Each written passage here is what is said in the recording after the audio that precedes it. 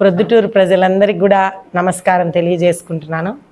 నిన్నటి దినము మురళి నల్లబోతుల నాగరాజు ఇద్దరు కలిసి ప్రెస్ మీట్ పెట్టడం జరిగినది.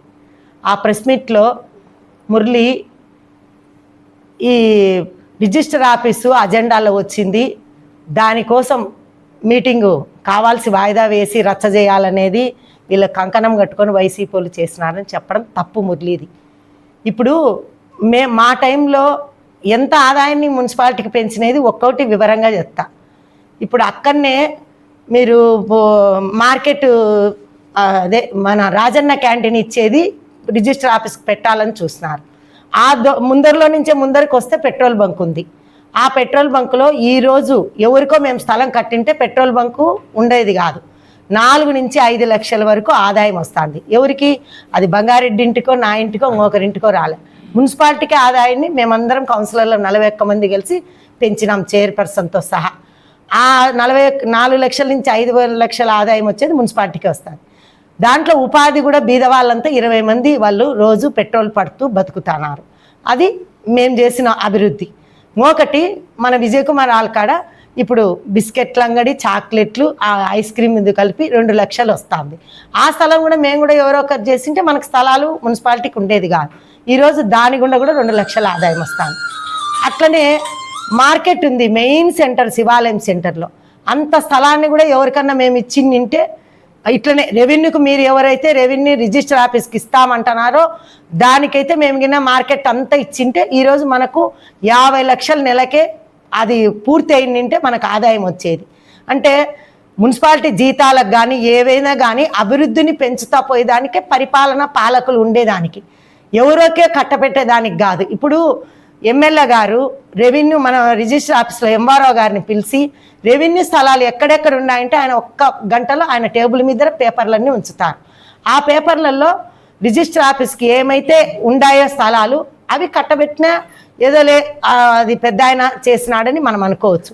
మున్సిపాలిటీలో ముందే ఆదాయాలు అన్ని చోట్ల దేశవ్యాప్తంగా ఎక్కడైనా అభివృద్ధిని పెంచుకోమంటారు, ఆదాయాన్ని పెంచుకోమని చెప్తున్నారు. మురళి ఏం సంకేతాలు ఇస్తున్నాడు? ఏదే కానీ ఇది మేము ఫ్రీగా స్థలం ఇస్తామంటారు. ఆ స్థలం ఎంత వాల్యూ అవుతుంది? 40 కోట్ల ఆదాయము. 40 కోట్లు అమ్ముడు పోతే 40 అవుతుంది. ₹1 లేకుండా ఇవ్వడానికి ఏ పాలక వర్గం కూడా ఇష్టపడదు. అంటే మేమే మెజార్టీ ఉండదని మా మీద బురద జల్లుతున్నాడు. కాబట్టి అభివృద్ధికి మేము ఆటంకం అనలే. అంత స్థలాన్ని పోగొట్టుకోకూడదు, మీరు రెవెన్యూ స్థలం ఏడనంటే ఇచ్చుకోండి అని చెప్పినాం.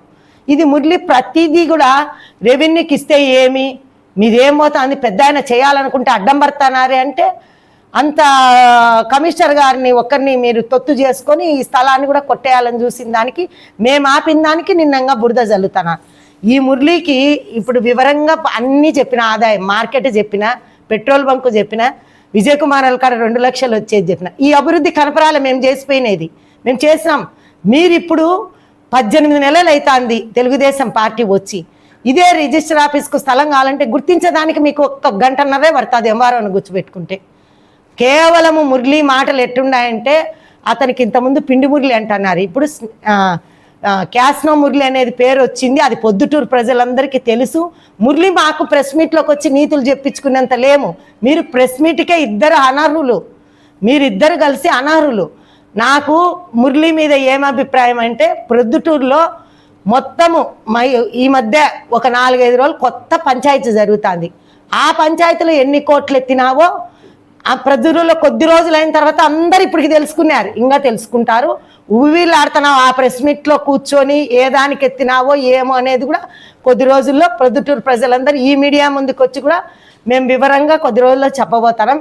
ఇది మురళి ప్రెస్ మీట్కి వచ్చి మా మీద లేనిపోని అబండాలన్నీ వేస్తే ఈసారి నుంచి ప్రెస్ మీట్కు నీలాంటి వాడు ప్రెస్ మీట్ పెడితే మేము చెప్పం. ఏమంటే నువ్వు అనర్హుడివి, ఎందుకు క్యాస్నో కానీ పిలిచబోతానా? ప్రొద్దుటూరులో సంసారాలన్నీ పాడు చేసి పెట్టినారు మీరు. సంసారాలు ఆడోళ్ళు మగోళ్ళు అంతా మిమ్మల్ని తిట్టానారు. ఏంది ఇట్లా తయారైనారు? ఈ ప్రభుత్వం వచ్చినాకని మీ మీద నిందా, మా మీద కాదు. మేము జగన్మోహన్ రెడ్డి ప్రభుత్వంలో ఏ నిందలు ఇట్లాంటి మోసుకోలే చేయలే. ఇది కొండారెడ్డి గారికి మళ్ళీ మోసారి చెప్పినాం, మురళి వల్ల మీకు చాలా ఇట్లాంటి నష్టాలు ఎక్కువ జరుగుతున్నాయని. రెవెన్యూది మాకు ఏమి సంబంధం లేదు, రిజిస్టర్ ఆఫీస్కి ఇచ్చేదానికి మేము చాలా అభివృద్ధి చేసి రెవెన్యూ పెంచి మేము పరిపాలన మంచి పాలకులు, మంచి చైర్మన్, మంచి వైస్ చైర్మన్లని అనిపించుకున్నాము. దయచేసి మురళి ఈసారి నుంచి ప్రెస్ మీట్ పెడితే అతనికి జవాబే చెప్పం. అతను అనర్హుడు, అతను కౌన్సిలర్ కాదనే మేము అనుకుంటున్నాం.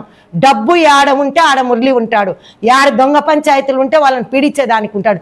ఇది అర్థం చేసుకోవాలని పొద్దుటూరు ప్రజలకు అందరికీ నా విన్నపం. మరి నా మీద ఓడిపోయినటువంటి నల్లబోతుల నాగరాజు నాకు నిన్న ఇతవు వలికినాడు. నేను 11వ వార్డులో 10 సంవత్సరాలు పనిచేసిన. ఇప్పుడు మీ వార్డుకి వచ్చి 4 సంవత్సరాలే నేను వార్డుకి వచ్చింది. నువ్వు ఒక ఆర్చి మీదనే నీకు చెప్పేది, వేరేటి నీకు చెప్పాల్సిన అవసరం లేదు, నేను జవాబు లేదు. ఆర్చి మీద 30 లక్షల ఆర్చి మీద తీసుకున్నానన్నావు. అది తప్పునైనా నాగరాజు లెక్కాచారము. 10 లక్షలు ఖర్చు పెట్టింది, 30 లక్షలు ఎత్తింది అన్నావు. అది కూడా తప్పే లెక్కాచారం.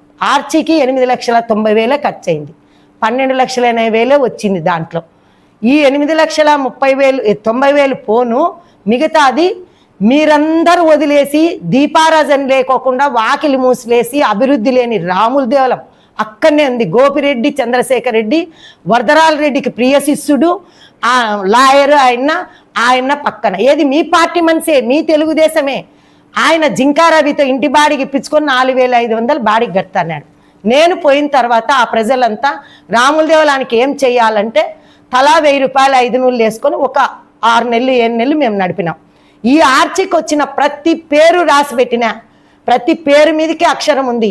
ఇది కాక నీ దగ్గరికి నాగరాజు అని పెద్ద మనిషి అంట నా పొద్దుటూరులో కదా, నీ దగ్గరికి ఆ పేరు నేను రాయినోళ్ళలో, నేను లెక్క తీసుకొని ఆ పేరు చేయనోళ్ళలో వస్తే నా కుటుంబం అంటే గర్చపాటి కుటుంబం 20 సంవత్సరాల నుంచి నేను గెలిచేదాన్ని రాజీనామా ఇచ్చి సన్యాసం పుచ్చుకొని ఇంట్లో కూర్చుంటా. ఈ రోజు నుంచి రాజకీయాలు చెప్పను.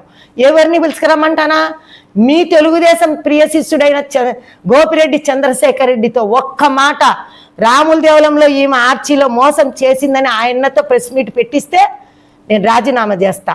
నేను ఈ ప్రెస్ మీట్ పెట్టడానికి కూడా కారణం, నా పేరు ఎత్తినావు. మురళి కూడా పదే కౌన్సిల్లో మళ్ళా నోట్ అన్నావు. ఆడోళ్ళకంతా నేను అసభ్యంగా ప్రవర్తిస్తాను ఆ కౌన్సిల్ అన్నావు. మీరు పోలీసులను అడ్డం పెట్టుకొని మమ్మల్ని దొబ్బిచ్చి మమ్మల్ని చేయాలన్నాడు. నువ్వు ఆడోళ్ళ మీదకి పోలీసు వాళ్ళని ఉసిగొల్పినారా? పెద్ద ఆయన చూస్తానాడు. మేము ఆమె చైర్మన్ అడుగుతాంది, నీట్గా చెప్పించకుండా మీరు ఏదేదో మాట్లాడి నిన్న ప్రెస్ మీట్లో వీళ్ళు కౌన్సిల్కే అర్హతలు అంటున్నాడు. నెక్స్ట్ నల్లబోతుల నాగరాజుకు మురళికి ఫైనల్గా చెప్తాను, ఆదాయానికి గండి కొట్టే వైస్ చైర్మన్లు మేము లేం. అభివృద్ధిని పెంచినాం. మేము చేసినట్టు మీరు ఇప్పుడు ఇంకొక్కటైనా సరే మార్కెట్ను చంద్రబాబు నాయుడు దగ్గర పోయి తెచ్చుకొని చేస్తే 50 లక్షలు మీరు పెంచిన వాళ్ళని మేము కూడా మీకు బ్రహ్మరథం బట్టి ఆరతులు ఇస్తామని ఈ ప్రెస్ మీట్ ఇంతటితో ముగిస్తాను.